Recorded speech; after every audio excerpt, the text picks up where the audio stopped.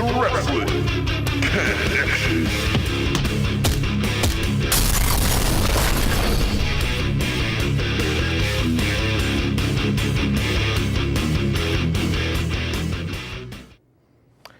Good afternoon, ladies and gentlemen, and welcome to the third edition of the Wrestling Connection. I am, of course, your connection to the wrestling world, Ken Hill, and we have the real deal Zack Attack, Zach Martinkus. What up, everybody? Well, as we previewed on last week's show, we had the Elimination Chamber this past Sunday. Zach and I didn't exactly fare very well in the pick department. Nope. Unfortunately, I did win that one. He did win that one, and we actually do have a special. We do have a special in-show contest that we are going to explain next week. Anyway, going into the Elimination Chamber, starting with a pre-show match, the Rhodes Brothers versus Ryback and Curtis Axel, aka Rybaxel. Things did not go the way we predicted they were going to go. No. I mean, you had Rybaxel even with Curtis's grandfather, the legendary Larry the Axe Hennig, out at ringside. Which I seriously thought was dead. Honestly, I did too, and didn't fare very well. Nah. For Rybaxel, Rhodes Brothers pulling out another victory, and we're wondering, okay, with all the build-up for this brother versus brother match, I mean, you still got a few weeks until WrestleMania. I mean, are we going to see dissension here, or are we going to see a case like the Eddie Guerrero-Rey Mysterio match, where they thought, okay, everyone's been talking about it. Why don't we just do it? Why don't we just have this friendly match at WrestleMania? You versus me. Let's give the crowd a good show. Do you think it's going to be something like that coming up in a few weeks? You know what? Maybe. I'm not too sure. Maybe they might. Maybe. It's kind of hard to tell, really. I mean, just by seeing that match at Elimination Chamber, it was really kind of. I didn't see any kind of deception whatsoever going on. I mean, you think after all of these conspicuous theories, that they're gonna have this match going on, but no.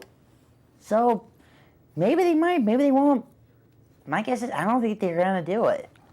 Well, yeah, I didn't see any dissension there. I didn't see any miscommunications between them. I mean, you kind of had the hints at the Royal Rumble. You had the hints over the last couple of weeks with their frustrations against the New Age Outlaws. Right. I mean, with Cody taking that big risky maneuver with the moonsault off the steel cage a couple of weeks ago. Which was completely crazy. Exactly. And so, and again, nothing really at the Elimination Chamber. So, right. I mean, so maybe they are going to do the match. Maybe they aren't. I mean, they usually like to do a rush job with some of these storylines. I'd like to think that this was one of the better slow burning ones. So I guess just like the fans, we're just gonna have to wait and see what happens. Yeah, and hopefully the fans will get what they want. All right. So moving on to the Intercontinental title match, Big E versus Jack Swagger. Mm-hmm. That was the one thing we had a difference of opinion on. Right. You went with Big E retaining his title. I went with Jack Swagger winning because I believed Cesaro was going to lose in the Elimination Chamber, which he did. But yeah, we'll elaborate on that a little more. Mm-hmm. I mean, it was a very physical match.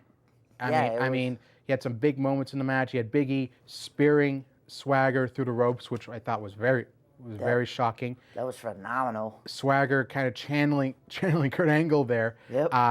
Reversing into the ankle lock a couple of times, just seemingly out of nowhere. Yeah. And Coulter not factoring in as much as you would thought. He was just kind of there to be cheerleader. He was just kind of there to motivate Swagger. He didn't really factor in as much as we thought he would. Right. But like what I was going on, what I said last week, it was going to be, it was two powerhouses going head to head together, and they seriously. They went above. I mean, I was wrong that Zeb Coulter or, you know what? I was a little bit right though on one thing though. Jack Swagger did mess up on one little calculation and move, and Big E won. Right. So now the next night on Raw, however, we saw a little dissension between the Real Americans. We saw Cesaro seemingly closing in on a victory over Big E, only for Swagger having failed an ambush on Big E earlier in the match, come in, attack Big E, get Cesaro disqualified. And then we see this Friday that they seemingly come together. They get a tag team victory over the world's strongest man, Mark Henry, and Big E with Cesaro hitting a big time neutralizer on Mark Henry, which is, I mean, we've seen him do it to Khali, we've seen him do it to Brodus Clay, but just seeing him do it to someone like Mark Henry is still it was like holy beyond crap.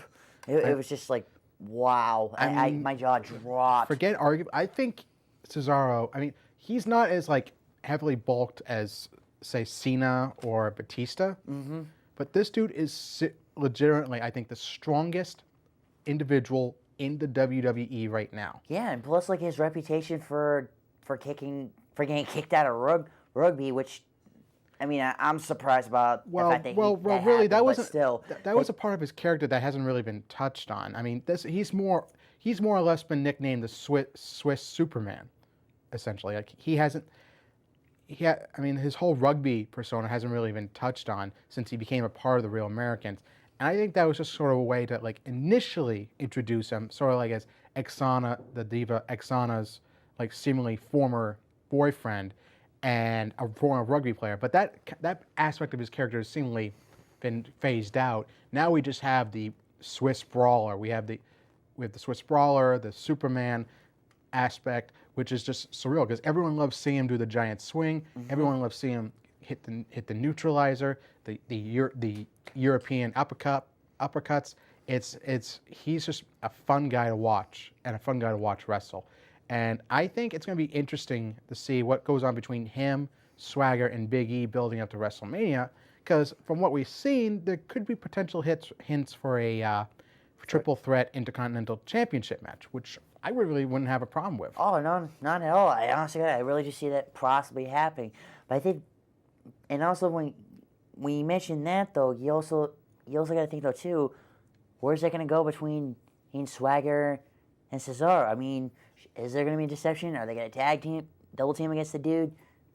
It's a real big question. I mean, right. So, I'm amped up to see this kind of a match. So again, time will tell. Now we had the tag team championship match, and we both nailed it on the head. Right, that was the one pick we actually did have right. Pretty much. That while the Usos would put up a good fight against New Age Outlaws, seemingly honing in on the tag team titles, one little mistake and a little bit of cheating tactics on behalf of New Age Outlaws. Which in this case, grabbing the trunks. Rolling in case all those who don't know, that is illegal to grab someone from the trunks doing that. You can't. The refs usually they catch on to that though, but I guess in this particular case, Billy Gunn definitely shielded it from it. So I'm a little bummed out about that. Right, match. but they did beat the New Age Outlaws the following night on Raw. So you have to and very quickly, mind you. So you have to wonder, is there going to be another one-on-one championship match at WrestleMania where the Usos get their moment, or are we going to see more tag teams involved? Because it kind of seems like you have a few tag teams here and there vying for that number one contender spot. I mean, you have Ryback, you have the Rhodes brothers, you have the Usos, and of course the tag team champions, the New Age Outlaws. So you're thinking maybe a tag team turmoil match. You're thinking maybe like a fatal four-way tag team, or maybe a fatal four-way elimination match. I mean, that make a lot more sense. I mean, because just by some chance though, if any of the tag teams do eliminate the New Age Outlaws, it's open season. You're guaranteed new tag team champions. Exactly. That's what makes it more exciting. Yeah, and I hope to God they do make that match because I'm eager to see it. Now, this was something of a throwaway match. You had AJ Lee versus one of the Funkadactyls, Cameron, and you had kind of an odd ending to the match where you had AJ get disqualified because of Tamina Snuka's outside interference. Now, this Friday on SmackDown, you had a rematch with AJ and Cameron. Tamina would once again get involved, but this time the ref just cut the crap, threw her out of the match, but AJ would end up getting to win anyway, making Cameron submit. So again, that begs the question, I mean, really, who are they going to have AJ face at WrestleMania that AJ hasn't already beaten? Because she's taken on Caitlyn, who's gone now from the company. Yep. She's taking out the Funkadactyls. She's taken on Natalia. I mean, Eva Marie hasn't even been on the map as far as divas go. True. And so, I mean, and Summer Rae hasn't really been. She's been more focused on her dancing rivalry with the newcomer Emma than on the Divas Championship. So again, I mean, who are they going to bring in to face AJ here? Because I'm thinking the only person who hasn't challenged her is Tamina, and you had AJ with that promo segment this past Sunday, pretty much saying that anyone who's come in her path, she's beaten, and she's the most dominant diva in that division. And you could see the look of constipation on Tamina's face, like she's saying all this, and she's saying it right next to me. Yeah, and plus, plus I'm sure she was thinking, I'm pretty sure you can't beat me. Exactly. So I mean, are we going to see hints of Tamina maybe wanting to face AJ herself? Are we going to see AJ getting fed up with Tamina's incidents, like distracting her in matches? I mean, or are they just going to go in a completely different direction, and maybe bring like a former women's champion back? Because if they're one of the inductees for this year's WWE Hall of Fame is Lita. So you're thinking maybe they bring Lita back and face AJ in a one-off match. I mean, that would be interesting. I mean, you're talking like Miss Extremis herself. I mean, jeez. I mean, she is. I mean, I'm thinking she was AJ's inspiration. She was AJ's inspiration. So you have history there. You already have a storyline in the making there. So you can either go that way, or you could just have Tamina being fed up with just being a bodyguard and wanting the Divas title for herself. So I mean, again, we'll see later down the line, because the road to WrestleMania can go in so many different directions. Exactly, man. All right, so I believe we've covered the undercard. Yep. Oh, actually, there was a match that we actually forgot last week. Yeah, it was a dull moment. No, it was a dull moment for both of us. Darren Young versus Titus O'Neil, former primetime players, one of our favorite tag teams. Millions of dollars, billions of dollars, millions of dollars, billions of dollars. Yeah. Yeah, I will do the dance. And they had a kind of like a blow off match for their personal feud. And in case you haven't seen it, Titus has been kind of like wanting to break out on his own. He's fed up with the dead weight that he calls Darren Young, that he's capable of better functioning on his own. And he came here to be a winner. He's fed up of losing. I mean, every single time he's ever had an opportunity, both of them have ever had title opportunities. They get close, but they just don't do it.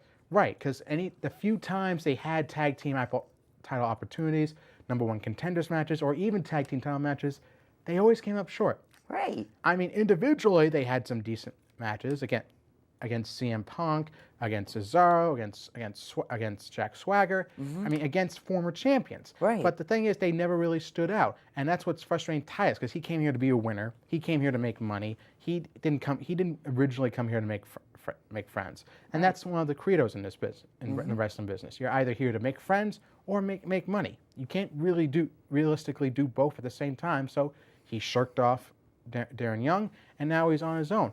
And it should be interesting because he has the charisma, he has the personality to be a cocky, charismatic heel. True. But the thing is, now you only have a single champion, and you have the U.S. title, you have the Intercontinental title. The tag team titles, yeah, there's no way in heck they're going to do that. I don't think the tag team titles is focus anymore. So you have to wonder, where is Titus going to fit in the singles division? You think he's going to try and go straight for the WWE World Heavyweight Championship, or is he going to try for one of the secondary titles? I think probably go for one of the secondary titles. I mean, I don't see him much going for the Intercontinental title. I mean, we covered that, though. There's no way he's going to go towards that.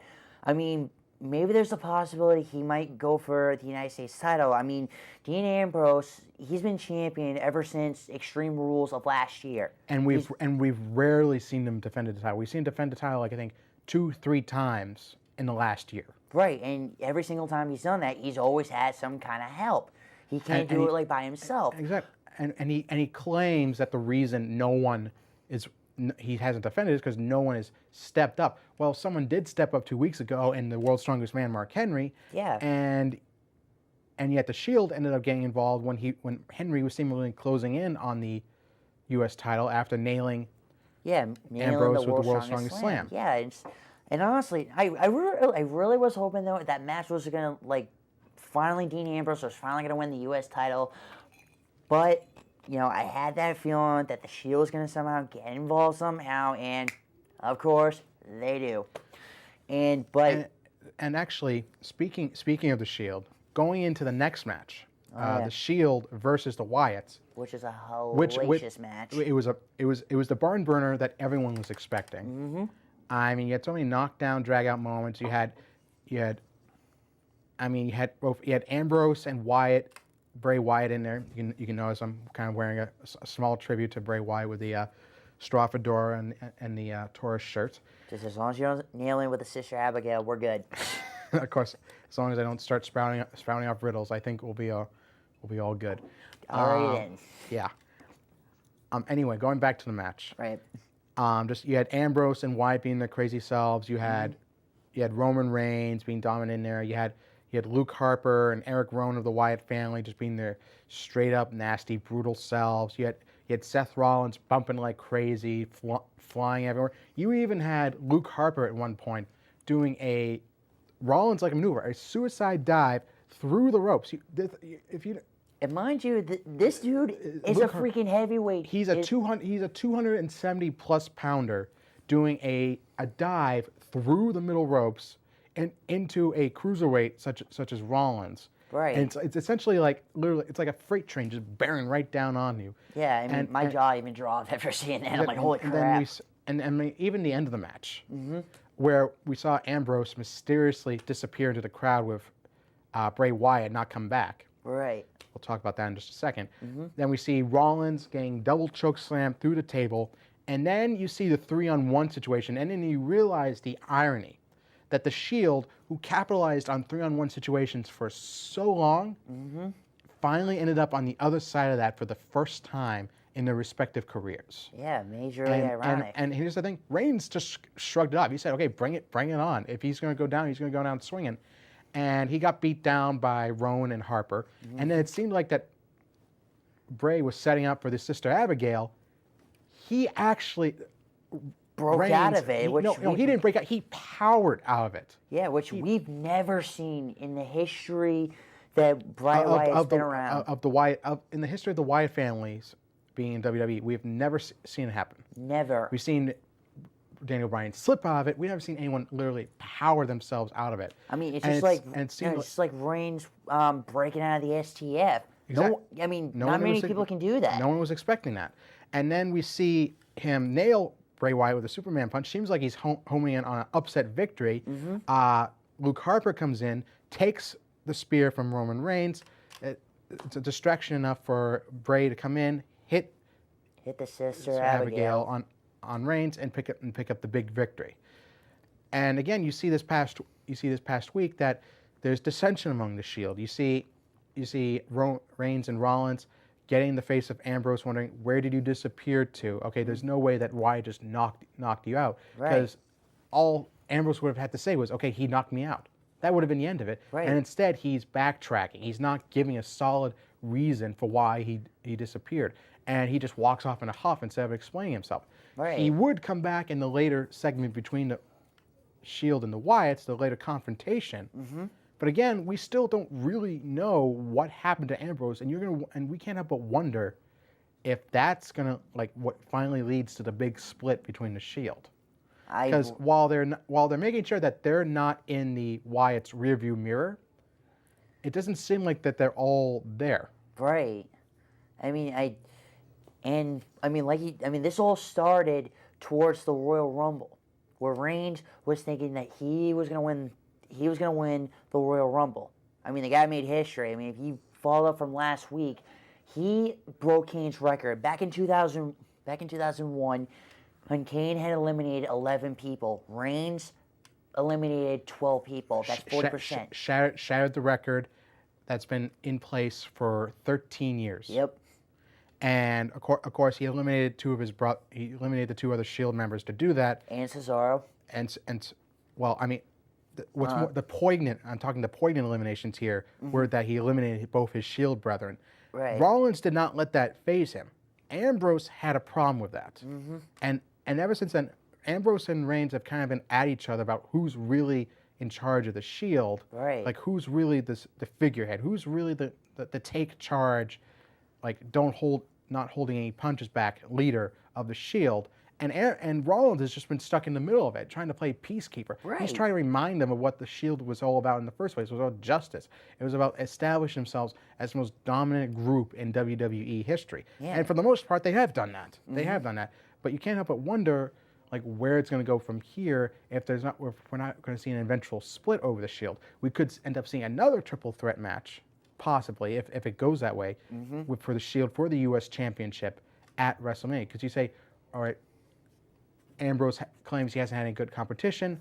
Q, Reigns standing up and challenging him, and Rollins interjecting himself so that the Shield doesn't have complete collapse. Or maybe what they could do is if the supposable authority really want to like really test him, put Rollins as a special guest referee, Ambrose versus Reigns. Let's see if the supposable egos really don't get the best of him. Let's put it to the test. And I believe we'll find that out as time goes on. Now we come to the Elimination Chamber itself. Yep. And it was as brutal, it was as physical, it was exhilarating as we expected it to be. Yep. I mean, we actually had a few surprises as far as the order of elimination went. Yeah. The first one being eliminated was Sheamus by Christian, who made more of an impact in the chamber than I believe we thought he would. Exactly. Because he ended up eliminating Sheamus after a frog splash off the top.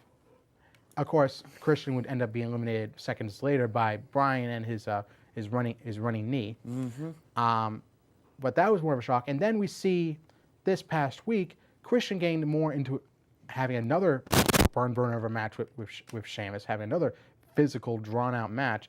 And then we see him show up with like a different attitude on SmackDown, wearing the suit, wearing the shades. Kind of like he realizes that as much as he respects Sheamus, that his opportunities are dwindling, that he needs to have a different attitude, that he needs to be in this to win championships, not make friends. Because he's already been here long enough. He's made enough friends. He doesn't need more friends. He needs championships. Exactly. So I think that's the perfect basis for Christian to turn heel, because he's been able to function as either a face or a heel, either way. So we'll see where that goes in the coming weeks. Right.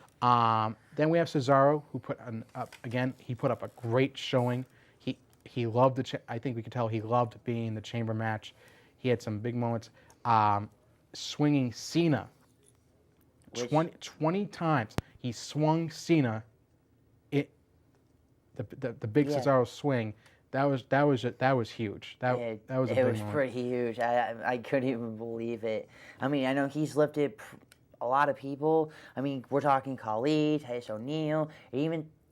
No, I'm sorry. I was going to say Mark Henry, though, but he hasn't exactly gone that far. But nope. He has. Not yet. But not yet. But yeah, Cesaro definitely pulled off like without a shadow of a doubt, one of the craziest eagers and the hunger to want to be the WWE World Heavyweight Champion. I think he really showed there, and I think it's going to really. And I think once whatever role he has for WrestleMania, he's going to prove himself even more of an integral part of WWE's future. Oh, I wouldn't be surprised. On the biggest stage. Now Cena for once was just sort of there in the chamber. We didn't really think he was going to win it. I mean, we weren't surprised when he made it to near the end. But then the real shocker was that suddenly the lights go out, we hear the Wyatt's music playing, and suddenly there's the Wyatt family in the cage, and the first thing everyone's wondering, how in God's name did they get in that cage? Yeah, I mean, over the years, you've seen, we've seen, we've seen Batista interfering with Triple H, with helping out Triple H. We've seen Shawn Michaels a few years ago coming from the bottom up from the Elimination Chamber, her bottom.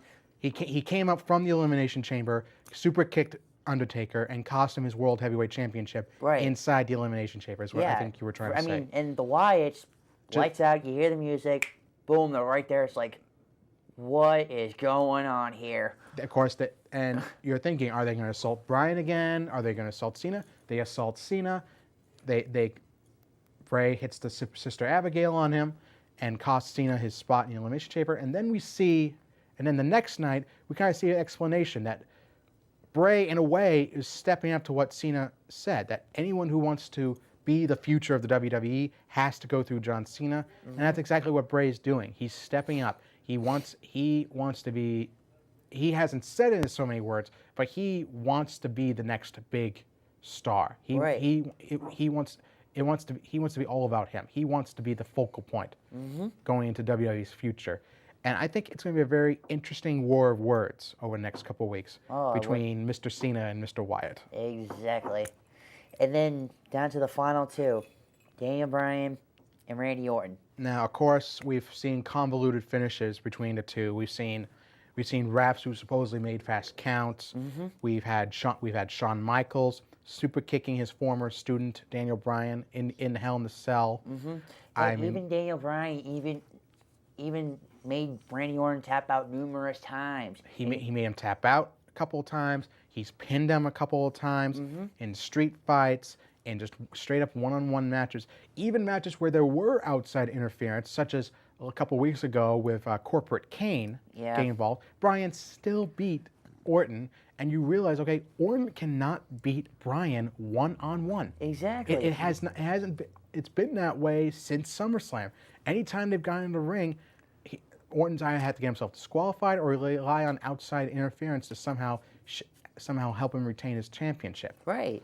So again, unfortunately, once again, you had the director of operations, Kane, like interspersing himself into the Elimination Chamber to help out John Cena after he was assaulted by the Wyatts. And then you see Bryan, who's been assaulted by Kane, who's had his shoulder attacked by Kane over the last week, which was totally brutal. And you just see him, and you don't blame him, Bryan, for going after him, for assaulting him, hitting that diving knee.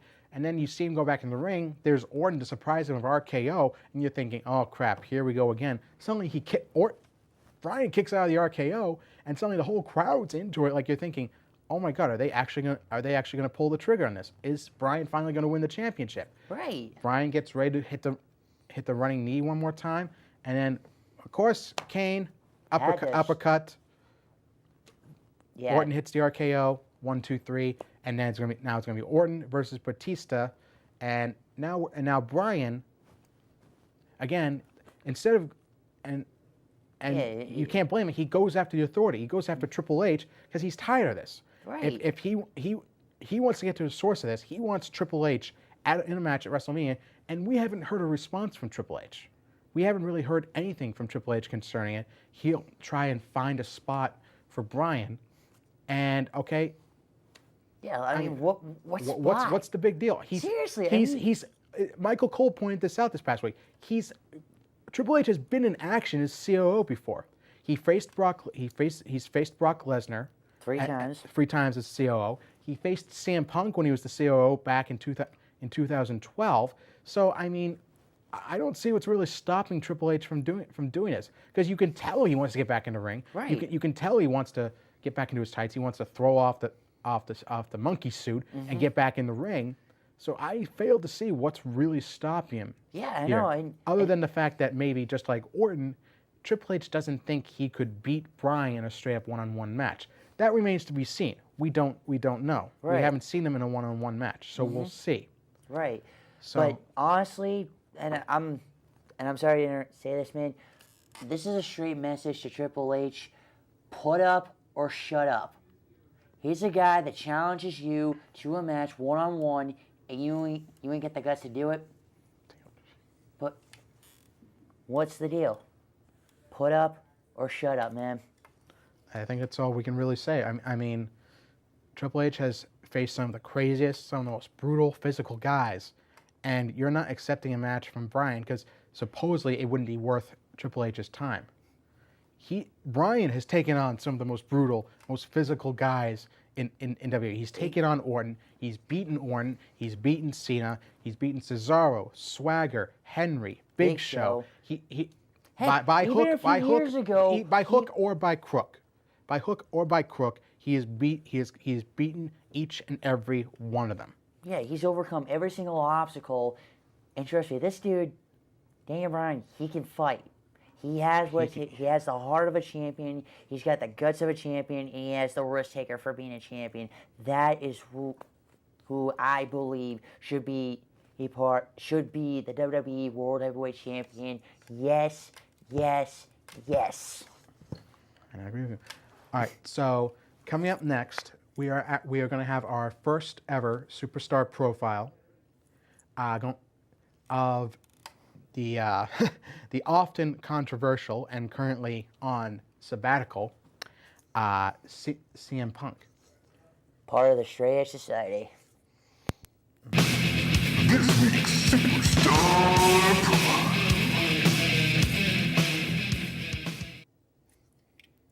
All right, so CM Punk first started his career in the WWE in 2006 as a part of the then revived ECW brand. Yep. At the time, he was just sort of like he wasn't pious. He wasn't like toting his straight edge beliefs. He just said he was straight edge. He liked competition. He liked to fight. He liked to wrestle. That's all he was about. And the crowd liked that. They didn't like anything. They didn't want any complicated characters. They just liked the guy that they could get behind, someone who was drug free, someone that the kids could like as well as the adults. Exactly. Now, of course, I mean, it wouldn't be long until Punk held championship gold. He would win the ECW title later in the year from John Morrison. John Morrison, formerly known as Johnny Nitro. Yep. Then, of course, I mean, he would hold it for a little while. He would kind of have like an on-off career in ECW. He would lose it right before WrestleMania 24 in, I believe it was 2008? 2008. Yep. It was against Chavo Guerrero. Against Chavo Guerrero. He would just kind of sort of fade in and out of ECW. Right. He had a very strong showing at WrestleMania 23 and Money in the Bank, coming very close to winning it. Next year at WrestleMania, he got his redemption. He won the Money in the Bank briefcase at WrestleMania 24. Well, actually, no. WrestleMania 23. Where's WrestleMania 23 at? WrestleMania 23 was back in Detroit. Was 20 years later, all grown up. Right. It was at Detroit where Punk came inches of winning the Money in the Bank. It was later in 2008 that Punk would win his first of two Money in the Bank championships. And right after, in the WWE draft, when Punk was drafted over to Monday Night Raw, he would make history. The night after Night of Champions, when the then World Heavyweight Champion Edge came out to say his fond farewells to the Raw audience, but the former challenger for the World Championship, Batista would come out, powerbomb Edge, and then Punk would capitalize, coming out with the briefcase and a ref, cashing in, hitting Edge with the GTS, and making history by becoming the first straight edge World Heavyweight Champion and bringing the title over to Monday Night Raw, and his first of 3 World Heavyweight Championships. Yep, and I thank God for that match. All the time I watch it on YouTube and I still think it's so funny. Right. So I mean, but his first championship wouldn't go very well. Yeah, safe true. to say. I mean, he had a couple decent defenses against JBL and a very odd DQ victory over Batista. And of course, being screwed out of the championship by Randy Orton by being literally punted out of the World Championship. Yep. Of course, and he would have a pretty decent career a pretty decent time on Raw. Yep. He'd won the tag team titles after that, then the Intercontinental Championship. I mean, I think he didn't he become the first guy to within his first year win all three major titles on Raw. Exactly. He CM Punk won the Triple Crown Championship.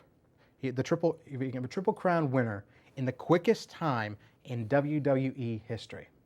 Mm-hmm. He would then go on to WrestleMania 25, where he would win his second Money in the Bank briefcase. And shortly after that, he would be drafted over to the SmackDown brand, cash in once again on a prone Jeff Hardy, who was the World Heavyweight Champion, for his second championship reign. Right. He and Jeff Hardy would feud on and off throughout the year before finally winning the World Heavyweight Championship in a steel cage match on SmackDown and subsequently sending Jeff Hardy packing from WWE. Yeah. He would then go into his straight edge society shtick, where he proclaimed himself to be the straight edge messiah. He would grow out the Jesus beard. He would have the long stringy hair. He had hair up to hair, which was completely nuts. He had the straight edge society with Luke Gallows, with Serena, with Joey Mercury. Yep. And they weren't successful as you would have liked. I mean, No. he did essentially get to do what he wanted on there with them, but they never really got very far. Oh. So I mean, after a short-lived feud with both Rey Mysterio and Big Show. Actually, hold on. I think you're also forgetting though too. Before that, he also had his feud with the Undertaker. Well, that of course that was his feud with the Undertaker was right after his feud with Jeff Hardy. They had a submission match at one point where he won via Montreal Screwjob circumstances, but then they would have a Hell in a Cell match later in the year where Taker would pretty much squash Punk for the World Heavyweight Championship. Anyway, going into 2011, I believe it was 2011, wasn't it? I believe so. Yeah. Going into 2011, there was a trade for sending Edge to SmackDown and bringing CM Punk to Raw.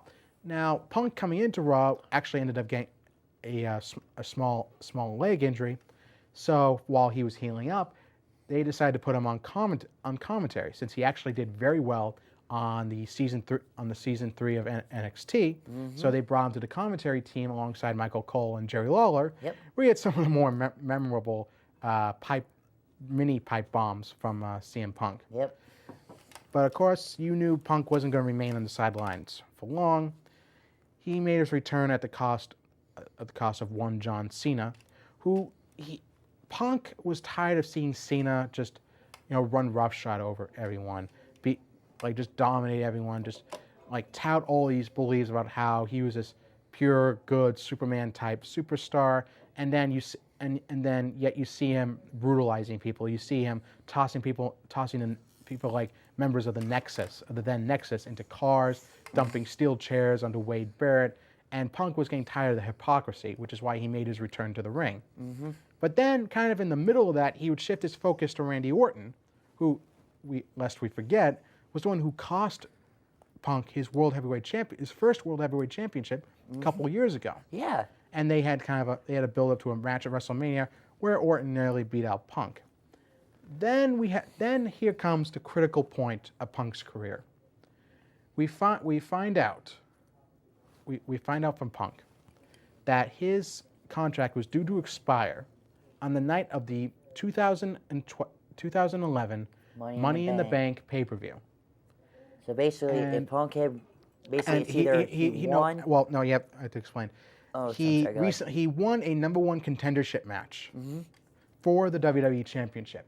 Right. And there was actually, and he was going to win. He said if he won the WWE Championship, he would take the title and leave WWE. He had no plans to re-sign with them. He was tired of being underutilized for as long as he had been, and essentially, the promo that he dropped, the shoot promo that he dropped one night on Raw, just taking everything about WWE to task, taking the McMahons, Triple H, just how various superstars he knew, various superstars he was friends with, weren't properly utilized, and how the backstage scene, the whole anti-bully campaign that Vince McMahon came up with, and how hypocritical it was of Vince, who he saw as something of a bully. And this shoot promo got so much media press, got so much press outside of professional wrestling. I mean, you had ESPN, you had guys like Colin Cowherd, who's been an absolute critic of wrestling for so long, and yet he was one of the first people to ask, is he being real about this? Is he being serious about this? Yeah, and plus, no one's ever really been serious about this. I mean, it even shocked me years ago when I heard about it, and when I saw Punk drop down the infamous pipe bomb. It's just like, wow, it was phenomenal. No one in the history of professional wrestling has ever nailed it to the very bone like CM Well, Punk I wouldn't say that. I mean, Okay, well, you've had guys who've done shoot promos like Paul Heyman, like Joey Styles, even like Shawn Michaels or the legendary Jim Cornette, who have made these sort of promos over the years. This one is the most striking because it's one of the most recent. Exactly. And then, of course, after that, I mean, he had that great build-up. He had that great war words with John Cena. And at the Money in the Bank, they pulled the trigger. WWE pulled the trigger. Punk won the championship and left WWE. And we're thinking, oh my God, what are they going to do here? But they kind of WWE just kind of sort of botched this, because instead of having Punk out for a length of time, they brought him back like after a couple of weeks. And that kind of diminished his storyline at first.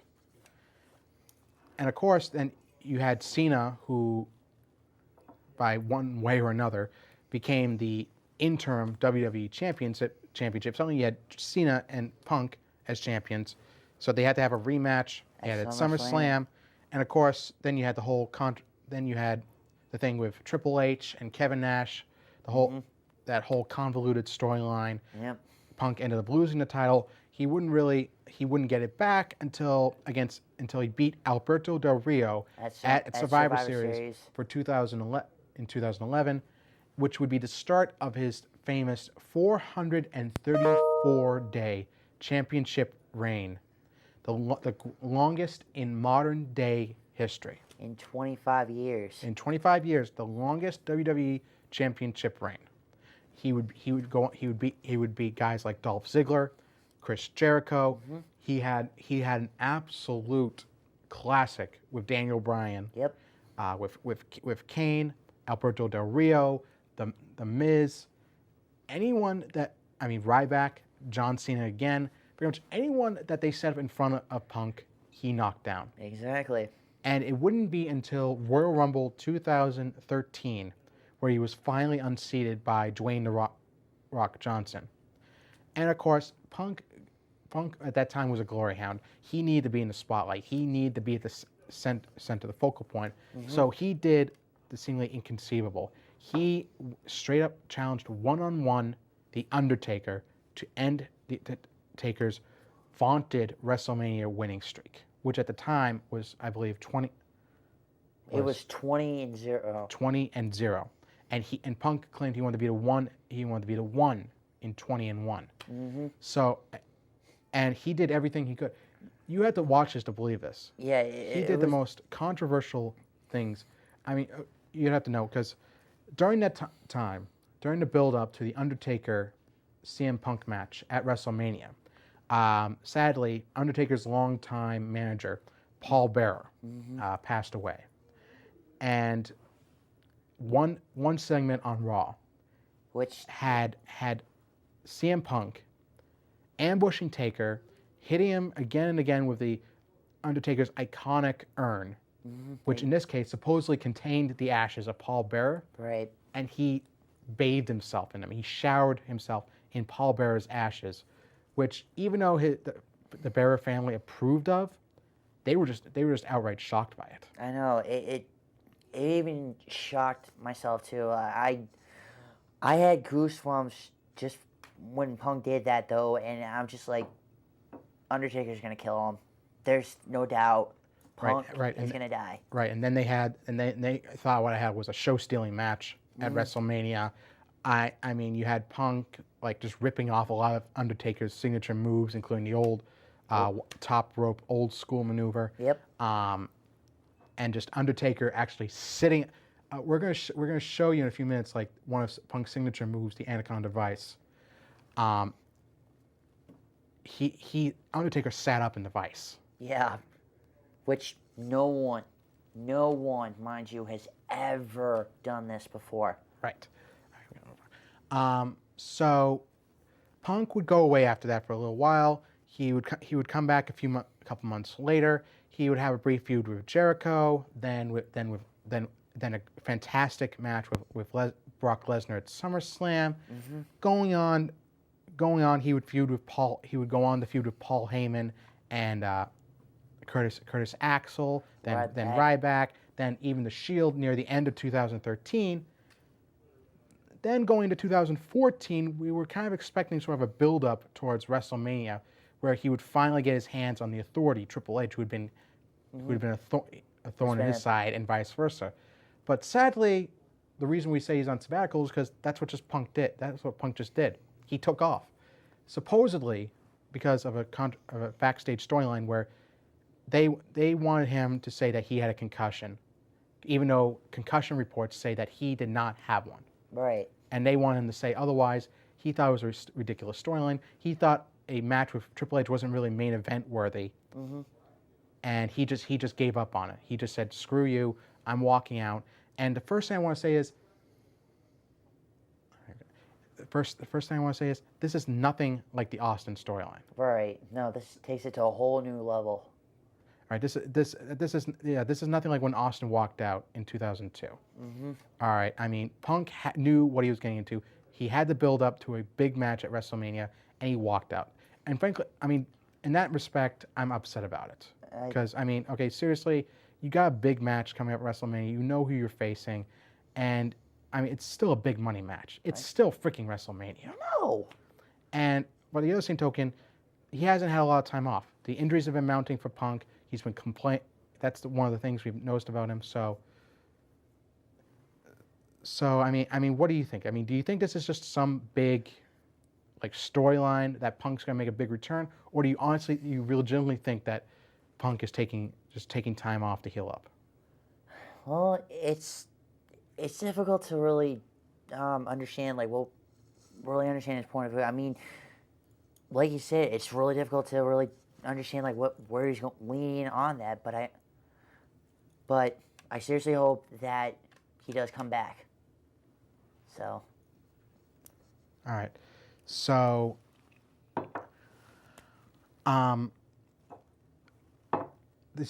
Before we wrap things up, one of CM Punk's signature maneuvers that he's used throughout the years, the Anaconda Vice, a vaunted submission move based in both jiu-jitsu and MMA. We are going to demonstrate to you today. Time for Zack and Ken's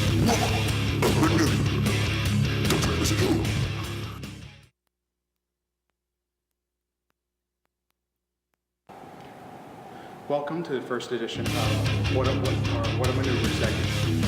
Since we are highlighting CM Punk today in our superstar profile, we will be demonstrating one of his signature submission maneuvers, known as the Anaconda Vice, which is based in both jiu-jitsu and in mixed martial arts. And we'll demonstrate it like so. All right, so what Zach's going to do here is that he's going to lap his left arm around. Then he's going to bend my left arm back, grab it here, feed his arm through the hole, and grip my wrist, and then cinch it in, so that my head is squeezed in between his arm and my left arm. Note though, this is a tricky move, and I wouldn't recommend doing it at home. Unless you're professional, then you'll be okay. Otherwise, don't try this at home, kids.